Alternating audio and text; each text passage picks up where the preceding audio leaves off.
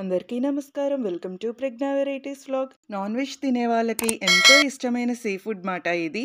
ఇది మట్టి దాకలో వండితే మరింత టేస్టీగా ఉంటుంది. గోదావరి జిల్లాల స్పెషల్ కూడా పీతల పులుసు. ఇది టేస్టీగా తినాలనుకునే వారికి ఇదిగోండి పీతల రెసిపీ మీకోసమే షేర్ చేస్తున్నాను. పీతలను తీసుకొని వాటిని బాగా శుభ్రంగా కడిగి ఓ పక్కకు పెట్టుకోవాలి. చింతపండును ఒక గిన్నెలో వాటర్ పోసి నానబెట్టుకోవాలి. తర్వాత మిక్సీ గిన్నెలో గసగసాలు 2 స్పూన్స్, దాల్చిన చెక్క చిన్న ముక్క, ధనియాలు 2 స్పూన్స్, లవంగాలు 4, జీలకర్ర 2 స్పూన్స్, ఇంకా యాలకులు 2 పేస్ట్ చేసి పెట్టుకోవాలన్నమాట. ఇప్పుడు స్టవ్ వెలిగించి ఒక దలసరి బాండీ పెట్టుకొని ఆయిల్ పోసి వేడి అయ్యాక ఉల్లిపాయలు వేసి కొంచెం సాల్ట్ వేసి దానిలో నిలువుగా కట్ చేసిన పచ్చిమిర్చిని కూడా వేసుకోవచ్చు. అవి వేసి కలపాలన్నమాట. ఇంకా మూత పెట్టేసుకోవడమే కాసేపు. మేమైతే ఈలోపు మిక్సీలో వేసుకున్నవన్నీ పేస్ట్ చేసి పక్కన పెట్టుకున్నాము. ఇదిగోండి చూస్తున్నారు కదా, దాల్చిన చెక్క వచ్చేసి హాఫ్ ఉంటుంది, హాఫ్ అంగుళం మాట అది. అదిగోండి అలా ముక్కలు చేసి వేసాము. దాంట్లో మూత తీసి చూసుకుంటే ఉల్లిపాయలు మగ్గాయి అనిపించింది. అల్లం వెల్లుల్లి పేస్ట్ వేసాము. కాసేపు అది మగ్గనిచ్చి తర్వాత ఇదిగోండి పీతలు ఇలా అయితే వేసాము. ఒకదానికి గుడ్డు ఉందంట, అలా టై చేసి ఇచ్చారు లోపల గుడ్డు విడవకుండాను. పీతలు వేసి పసుపు కారం వేసి బాగా కలుపుకోవాలి.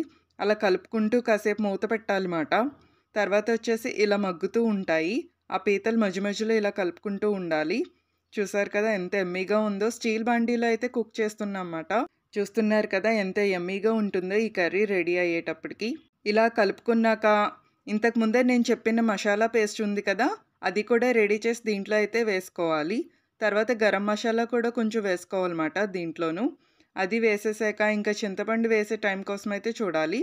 ఇంకా ఉడకడం అయితే స్టార్ట్ అవ్వదు, అందుకని కొంచెం వాటర్ పోసుకోవాలి. స్టీల్ బాండీ కదా, కొంచెం వాటర్ పోసుకుంటే చాలు. కొంచెం వాటర్ పోసాక కలపాలన్నమాట. కలిపి బాగా కలపాలి, కింద నుంచి పైకి బాగా కలిపి మళ్ళీ మూత పెట్టుకోవాలి. మీరు ఎవరైనా మన ప్రజ్ఞా వెరైటీస్ వ్లాగ్ ఛానల్ని కొత్తగా విజిట్ చేసినట్టయితే ఈ వీడియోకి ఒక లైక్ అయితే ఇవ్వడం మర్చిపోవద్దు. అలాగే నా ఓల్డ్ వీడియోస్ కూడా వాచ్ చేసి ప్లీజ్ సబ్స్క్రైబ్ చేసుకోండి. చూస్తున్నారు కదా ఇలా ఉడికొస్తుంది. ఉడికొచ్చే టైంకి అయితే చింతపండు పులుసు అయితే వేయాలన్నమాట. మనం నానబెట్టి ఉంచుకున్నాం కదా, అది చింతపండు పులుసు వేస్తున్నాము. ఇది వేసాక మళ్ళీ ఒకసారి కింద నుంచి పైకి అయితే మొత్తం కలపాలి. అదిగోండి ఇలా కనిపిస్తుంది. బాగున్నాయి కదా పీతలు. ఇవి వచ్చేసి 2 కేజీస్ మాట. 2 కేజీస్కి నేను చెప్పాను కదా ఇందాక, ఉల్లిపాయలు మసాలా పేస్ట్ అవి రెడీ చేసి పెట్టుకుంటే మనకి ఈజీగా అయిపోతుంది కర్రీ. ఇంకా వంకాయలు కూడా వేసుకోవచ్చు ఈ కర్రీలో, అవి కూడా వేస్తున్నాము. చాలామంది చింతపండు పులుసు వేయక ముందరైతే వేసేస్తారు. అప్పుడైనా వేసుకోవచ్చు లేదా ఇప్పుడైనా వేసుకోవచ్చు. మళ్ళీ మొత్తం ఒక్కసారి కర్రీ అంతా అయితే కలిపేసుకోవాలి. ఆ ఉడుకులోని వంకాయలు కూడా మగ్గిపోతాయి మాట.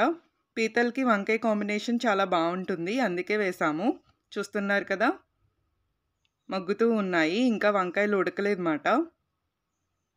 తర్వాత ఇలా వంకాయలు మగ్గాక కొంచెం కొత్తిమీర అయితే వేసుకోవాలి. కొత్తిమీర వేసామంటే కర్రీ చివరికి వచ్చింది కనుక కదా, ఇదిగోండి చూడండి ఎలా ఉందో. ఇదిగోండి ఒకటి తీసి చూస్తే ఇలా ఉంటుంది మాట. మీకు దగ్గరగా చూపిస్తున్నాను. ఇదిగోండి ఉడుకు దగ్గరికి వచ్చేసింది మాట. ఇదిగోండి యమ్మీ యమ్మీ పీతల కర్రీ రెసిపీ రెడీ అయిపోయింది మీకోసమే. ఈ వీడియో మీకు నచ్చితే please like and subscribe. Thank you for watching. Bye.